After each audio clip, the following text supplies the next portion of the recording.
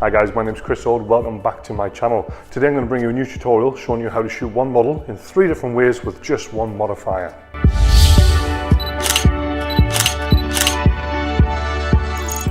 Now if you've watched my videos before, whether that's working on location or in the studio, you'll know that I love to work with an Octabox.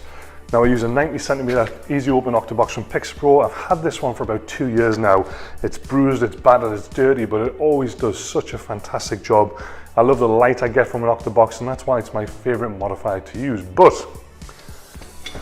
for today's tutorial, we're going to be using its big brother, the 170 Octabox. It is huge. Now, like I said, this modifier is huge. It's 1.7 meters each point. I'm 6'5", so this gives you a sense of scale on just how big it is. So we're going to use this in 3 very specific ways with our male model Callum today. The first shot we're going to do is quite a dark, moody portrait shooting against this background which I've just made. Check out the link below for a link to the blog where I talk about that. And we're going to light it from the front, quite a directional light, so it's going to be fading and feathering away from him with a center point directed at his face, with a nice suit jacket, a white shirt, and get a really stylized portrait and make the most of those shadows under the chin and the fantastic jawline that he has. The second image, it's going to be placed pretty much where it is now. We're going to be feathering slightly away from the background. Have Callum placed in this sort of position, the light's going to be very, very close to him. And what that means, because it's such a big surface area, we're going to get a really soft transition of light between the highlights and the shadows. It's going to wrap around his face and his body as we light him from here and get a really nice portrait and incorporate a little bit of the texture in this background into the image. Now the third shot's going to be very different. We're going to get a little bit more creative with makeup. Rachel, our makeup artist, is going to add some face lace to Callum. We're going to put a grid on this softbox then and light from above and get a really high contrast stylized black and white image from that too. So 3 very different looks with one modifier. Looking forward to seeing the results we get today. If you have any questions about this or any other equipment that I use, by all means drop your line below and I'll be happy to help out and answer any questions.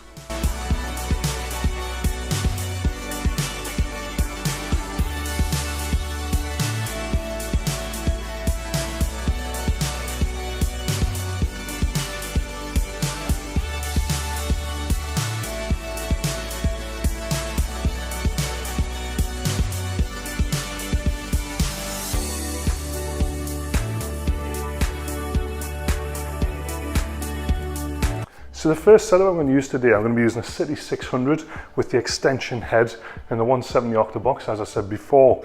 Now we're going to boom this up right high above Callum, and it's going to be feathered away at about a 45-degree angle it is now. Now the point of this is so we get the majority of light on his face, and then the light fall off goes down his body in a quite consistent manner. Now because this box is so big, we are going to get some spill light on the background, but that's actually what I want. I want to highlight some of the texture of this new background we've got in the studio. Now bearing in mind the studio is white, you can see all around me it's white ceilings, white walls, quite a light floor. We are going to get a little bit of bounce, so we might incorporate a couple of V-flats with black panels on there just to cut out some of that light bouncing around, and what that'll help us do is just define the shadows a little bit more.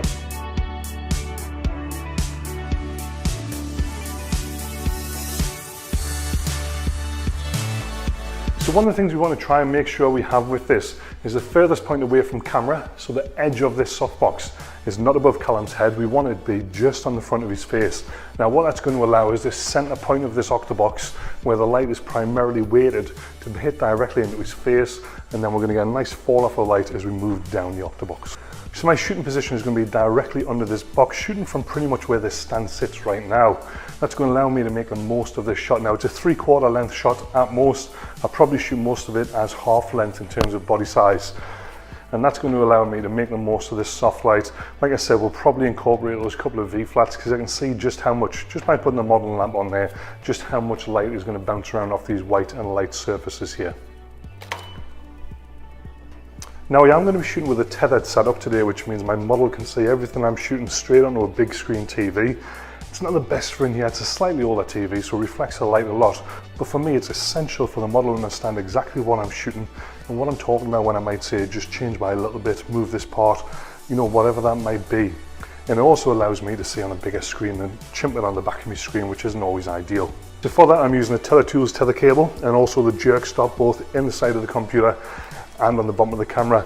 I also use clamps as well. You might just see on the end of this stand here, I've clamped the cable on there, and it just gives me double protection. I am a bit clumsy when I'm in the studio, so it stops me pulling my computer or pulling the camera off the stand.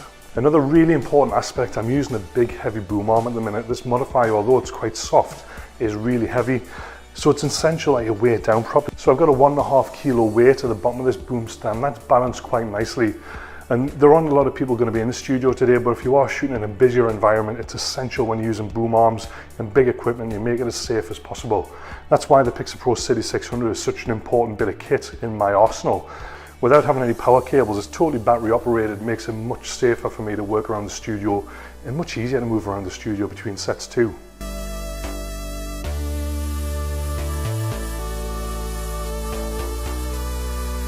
So if you've seen me shoot before, you know I don't use line meters. I prefer to use my eye to get the sort of shot that I want. So today I've took a couple of quick test shots. I'm shooting up at f9 at 1/160th of a second, and I've dialed in a 1/4 power on the city here. That's giving us a lovely light fall off. Now, like I said earlier on, we're going to get this great shadow underneath Callum's chin, and that's what we're looking to accentuate. Now, we've got a little bit of makeup on the eyes, just bring them down, making them a little bit darker, and it's giving us a really nice effect. I'm getting that texture through in the background that I wanted to. So we're going to try this, do a couple of little variations, change the settings a little bit too.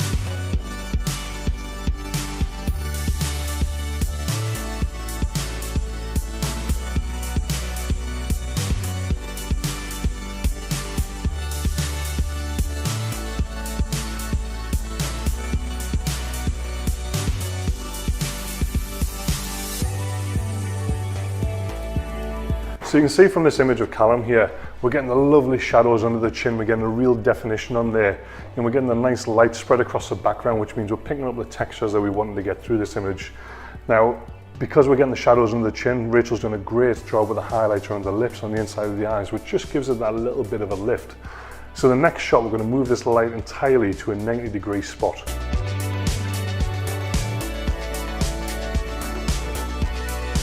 So you can see from the light position now, I've got it at 90 degrees to Callum. So it's feathering slightly away from the background, which means we're not going to hit the background, it's not going to illuminate a massive amount.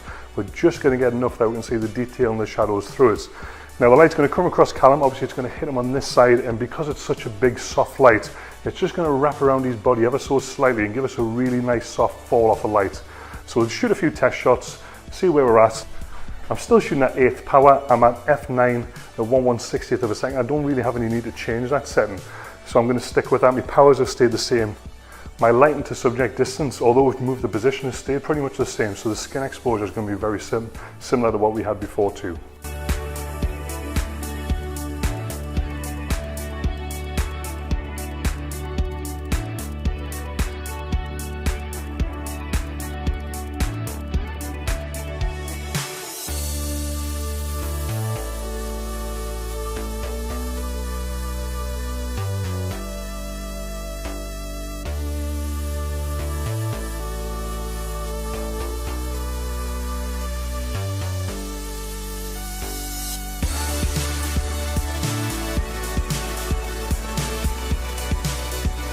So just looking at this set of images, having the light coming from this side here, we're getting a lovely fade of light down this side of Callum's arm, across his face. And what it's doing is picking out the definition in his muscles and his neck as we get that twist to the neck there. And again, we're getting the soft transitions of the shadow from the highlights on the near side to the shadows on the far side too. So a really subtle setup, and it works moving the back. You know, we started originally looking almost square on the camera, but then changing around and having Cam twist the other way and then looking back towards the light gives us a really different feel to the image. So for this next setup now, we're going to move the position of the light again. We're going to go straight from above. Now what I'm going to do to help channel this light, because I don't want to spill it out all over, and I'm going to feather it away from the background, so we're rarely going to see the background in this set. I'm actually going to fit the grid now. So this is a 4 centimeter grid, so a nice deep grid which helps channel the light, and it stops it spilling around where I don't want it.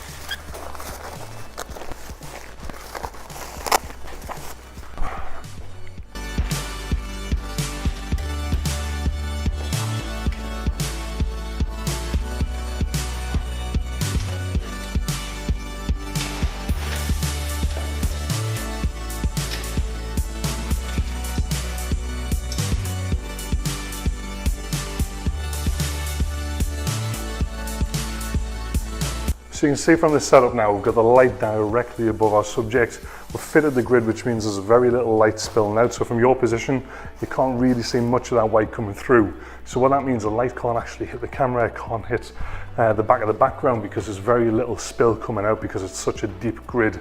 Now what this means is that all of our light source is coming from above. I do have a white floor here, so I've got to be conscious that I'm not going to be bouncing too much of that light back up and acting as a fill light that I don't really want. So we're going to have Callum stood in this position, almost lifting his face towards the light, and that's going to help us illuminate, but what it's also going to do is give us some beautiful deep shadows under the chin and along the jawline.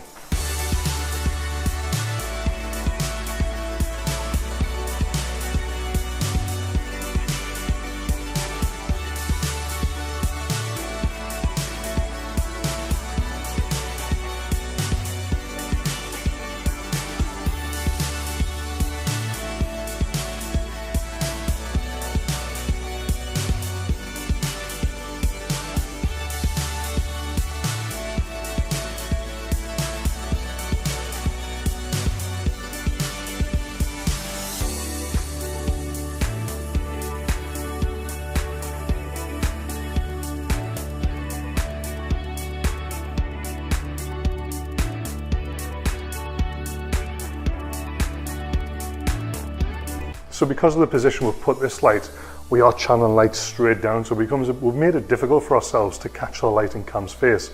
So you'll notice in a few of the shots we've tilted them backwards, and what we're trying to get is some detail of this face lace that Rachel's put on. Now we've got lovely deep shadows, lots of definition in the image, which is exactly what we wanted. And bearing in mind, he's only standing 2 foot away from the background, we're getting no spill on that background whatsoever. So we've turned this image to a lovely black background, high contrast, and it gives it a really edgy feel. So that's 3 totally separate looks we've done with one light. In a very short space of time, we've done all 3 looks, including makeup, within an hour. So it just shows you how a versatile bit of kit like this can give you a really varied portfolio. So guys, that's the end of today's video. Thank you so much if you made it all the way through. If you have enjoyed what you see, don't forget to give it a like, leave me a comment, and let me know if there's any other modifiers you'd like to see me use in shoots and how I would use them. Don't forget to subscribe to the channel, and if you hit that little bell down in the corner, you'll get a notification every time I post. Thanks very much for watching, guys. See you soon.